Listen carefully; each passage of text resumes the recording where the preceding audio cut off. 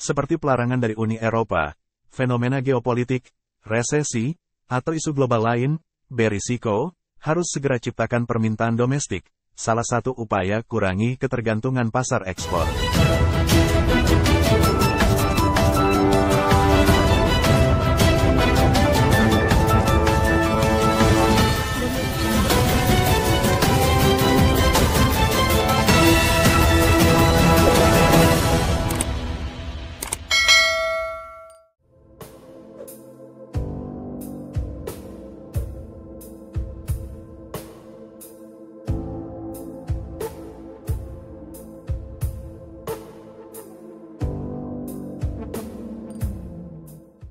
Info terbaru, pengembangan turunan produk minyak kelapa sawit mentah, atau crude palm oil CPO, dapat menjadi solusi ketidakpastian serapan pasar ekspor.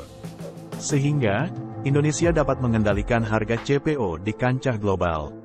Peneliti Institute for Development of Economics and Finance, INDEF, Ahmad Heri Firdaus menerangkan, Indonesia harus mampu mengurangi ketergantungan pasar ekspor, sehingga, ketika ada masalah di beberapa negara, tidak berdampak terhadap permintaan sawit.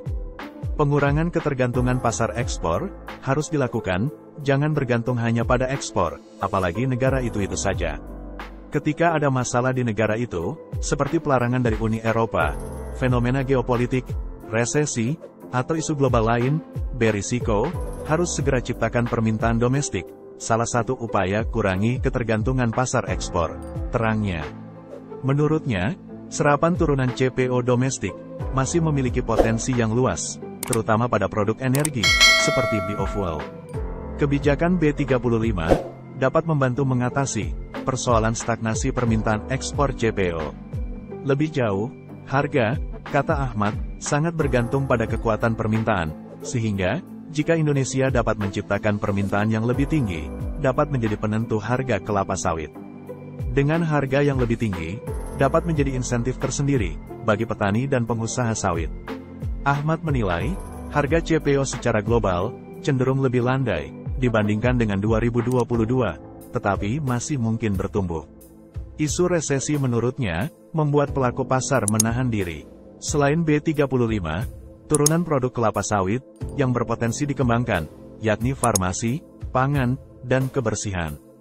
Kalau permintaan tetap tinggi, ini bisa jadi faktor pertahankan harga tetap stabil, ditambah bisa lebarkan diversifikasi pasar ekspor, bisa cari pasar lain selain Uni Eropa.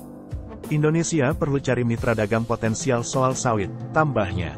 Lebih jauh, Indonesia juga harus menjaga permintaan ekspor, minimal, dengan penurunan pengiriman ke Uni Eropa, dapat terkompensasi dari perdagangan ke negara lain. Bisa juga, pelaku usaha investasi di luar, menggunakan strategi mendekati pasar, mereka impor sawit dari Indonesia, sehingga dapat juga menjadi salah satu upaya jaga ekspor, katanya. Berdasarkan data Gabungan Pengusaha Kelapa Sawit Indonesia, GAPKI, per November tahun 2022, 3 negara ekspor produk sawit terbesar Indonesia masih didominasi China, India, dan Uni Eropa. Dengan pertumbuhan permintaan terbesar datang dari India, yang naik 45%. Sementara itu, potensi pertumbuhan ekspor lain berasal dari negara Amerika Serikat, AS, yang tumbuh 15%, dan Bangladesh yang naik 5%, tutupnya.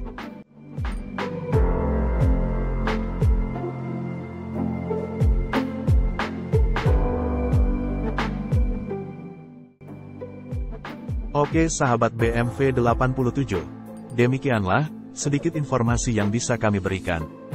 Bantu dukung terus channel ini, agar kami bisa selalu update untuk memberikan informasi yang bermanfaat. Akhir kata dari kami, salam satu tujuan.